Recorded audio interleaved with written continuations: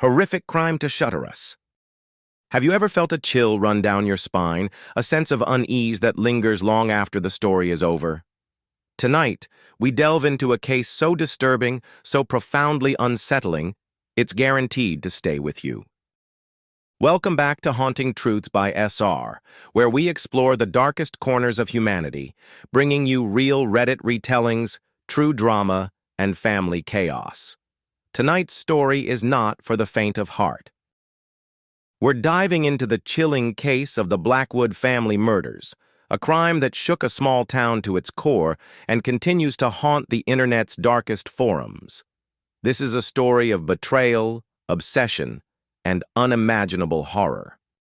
The Blackwood case is particularly horrific because it involved the complete annihilation of a family, leaving behind a legacy of fear and unanswered questions.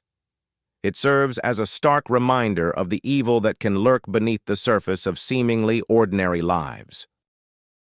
Before we begin, a word of caution. The following content contains graphic details and may be disturbing to some viewers. Please proceed with discretion. The Blackwood family lived in the quiet, unassuming town of Havenwood, nestled deep in the Appalachian Mountains. It was a place where everyone knew everyone, where doors were left unlocked, and crime was virtually unheard of. The family consisted of John Blackwood, a respected local doctor, his wife Sarah, a beloved elementary school teacher, and their two children, 16-year-old Emily and 10-year-old Thomas. They were the picture of suburban bliss. Havenwood was a tight-knit community, the kind of place where neighbors helped each other out, and Friday night football games were the highlight of the week. It was a place where families felt safe, secure, and protected. The events leading up to the tragedy seemed ordinary enough. There were whispers of financial troubles, marital strain, and the usual teenage angst, but nothing that seemed to foreshadow the horror to come. This story first gained traction on Reddit's Unsolved mysteries, where users pieced together fragmented news reports, local rumors, and online sleuthing to try and make sense of the senseless. The theories are wild. On the morning of October 27th, Sarah Blackwood failed to show up for work. Concerned colleagues called the police, who dispatched officers to the Blackwood residence for a welfare check. What they found inside was a scene of unimaginable carnage. John, Sarah, Emily, and Thomas Blackwood were all dead, brutally murdered in their own home. The house was splattered with blood.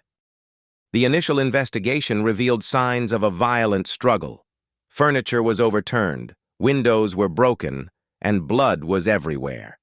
It was clear that the Blackwood family had fought for their lives.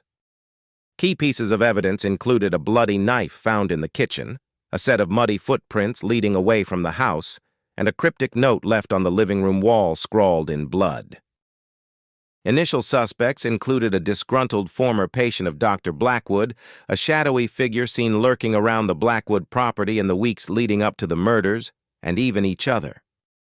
Witness accounts were scarce and unreliable. Some neighbors reported hearing screams in the night, while others claimed to have seen nothing at all. The town was gripped by fear and paranoia. The police investigation was intense and exhaustive.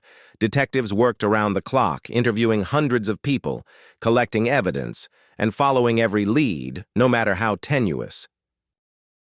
The media descended on Havenwood like vultures, turning the once peaceful town into a circus of speculation and sensationalism. The Blackwood case became a national obsession.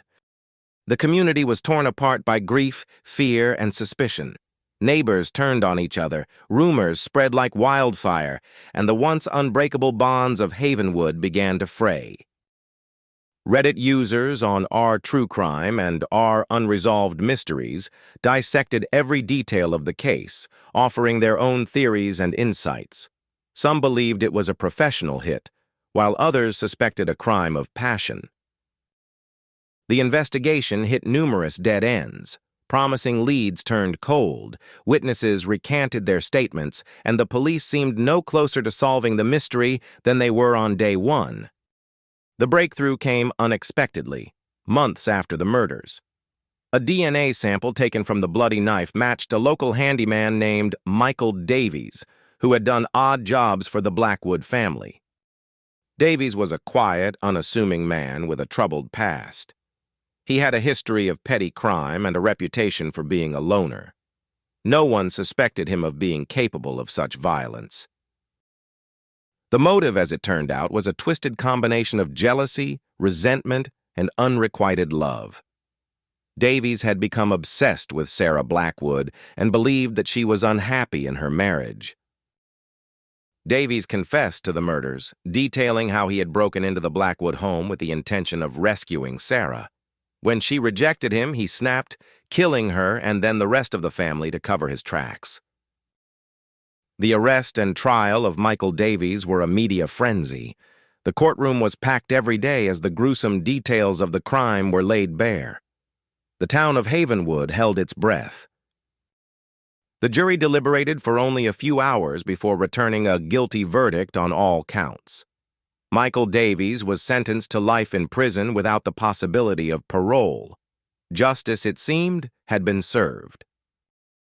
The Blackwood family murders left an indelible scar on the community of Havenwood. The town would never be the same. The sense of safety and security was shattered, replaced by a lingering fear. The surviving members of the Blackwood family, Sarah's parents and siblings, were devastated by the loss. They struggled to cope with the grief and the media attention, eventually moving away from Havenwood to start anew. The Blackwood case serves as a chilling reminder of the darkness that can exist within the human heart. It teaches us the importance of vigilance, awareness, and the need to protect those we love. If you or someone you know is struggling with mental health issues or experiencing thoughts of violence, please reach out for help. There are resources available to provide support and guidance. Thank you for watching Haunting Truths by SR.